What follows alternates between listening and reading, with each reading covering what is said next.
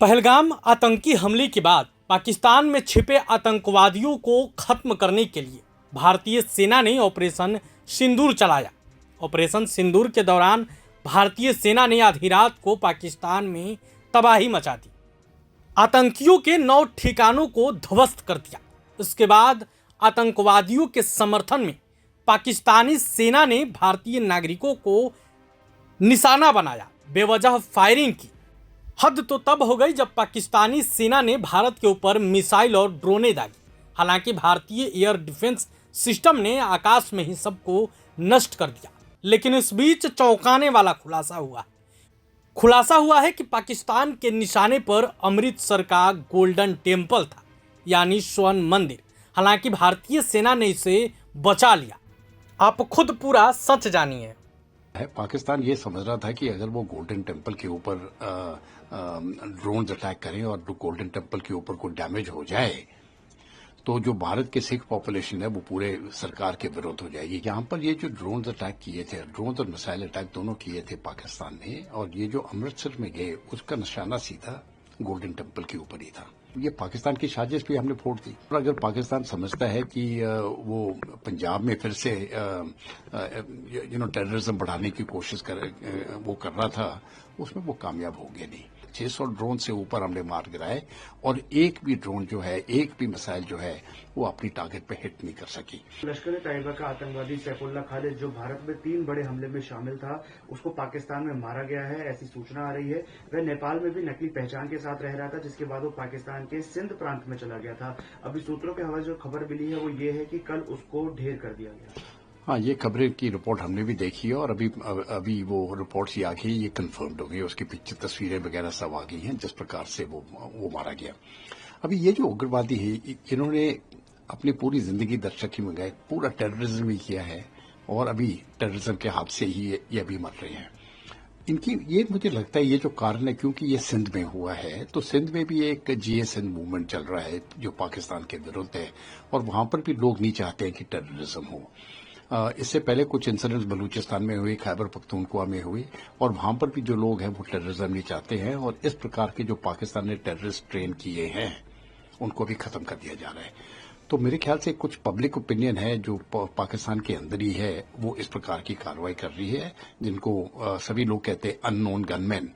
और मुझे लगता है वो लोग ये कार्रवाई इसलिए करते हैं ताकि वो जिस प्रकार से ये सैफुल्लाह जैसे लोग हैं जो टेररिस्ट हैं, वो उनकी सोसाइटी में ये गंद ना डालें। तो ये अगर ये पाकिस्तान की तरफ से इस प्रकार का मूवमेंट और तेज होता गया तो मुझे पूरे यकीन है कि जो इस प्रकार के लश्कर तैयबा, हिजबुल मुजाहिदीन वगैरह के जो टेररिस्ट हैं जो अब पाकिस्तान में कई जगह पर काम कर रहे हैं, उनके विरुद्ध लोकल सोसाइटी का मूवमेंट बन जाएगा उनको खत्म करने के लिए। और ये मैं समझता हूँ बहुत पॉजिटिव स्टेप है। ये मैं समझता हूँ बहुत ही जरूरी बातचीत थी जो हमारे एनएसए साहब ने श्री अली अकबर साहब से की। इसलिए इसके कई महीने हैं, क्योंकि ये एक तो सिक्योरिटी डायलॉग जरूर हुआ होगा, अभी ऑपरेशन सिंदूर समाप्त हुआ है और उस विषय के ऊपर भी बात की होगी कि किस प्रकार से पाकिस्तान टेररिज्म को बढ़ावा दे रहा है और वो किस प्रकार खत्म करने की जरूरत है। देखिए, भारत तो टेररिज्म का शिकार है ही, लेकिन ईरान भी टेररिज्म का शिकार है जो पाकिस्तान से आता है। और वहां पर जो उनके सुन्नी ग्रुप्स हैं उन्होंने कहा कि वो ईरान में अटैक करते हैं क्योंकि ईरान शिया कंट्री है, और वहां पर एक दो बार ईरान ने भी इसके ऊपर काउंटर एक्शन किया है।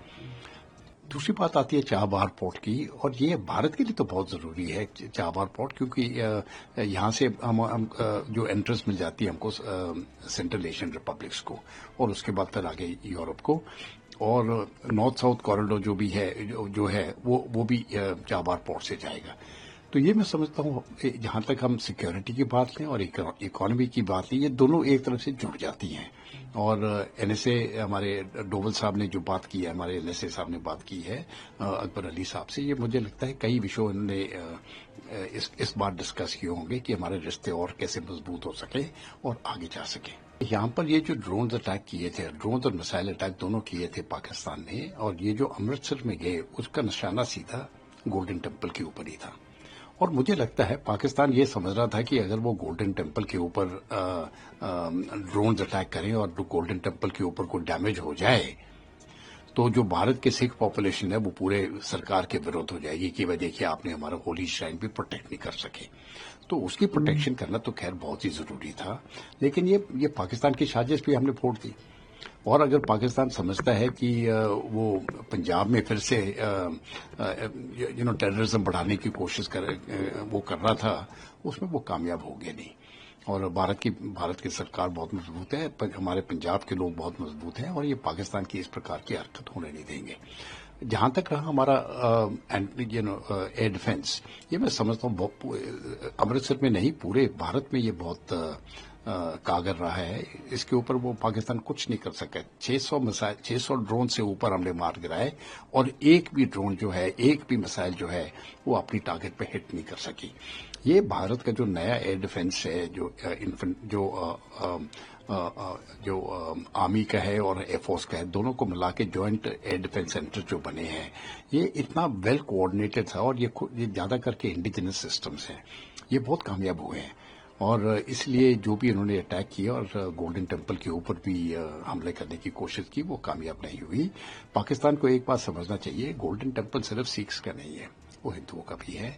और करोड़ों के हिसाब से हर साल हिंदू लोग हैं, सिख तो जाते ही हैं, लेकिन हिंदू लोग जो है वो अपने दर्शन करने के लिए गोल्डन टेम्पल में जाते हैं और पूरे हिंदुस्तान से जाते हैं।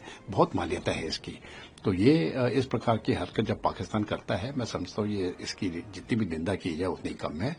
और अभी उनको एक सबक सिखाया गया है और हम यही उम्मीद रखते हैं कि दोबारा इस प्रकार की हरकत पाकिस्तान ना करे। प्रभातखबर.com, विश्वास वही, रफ्तार नहीं।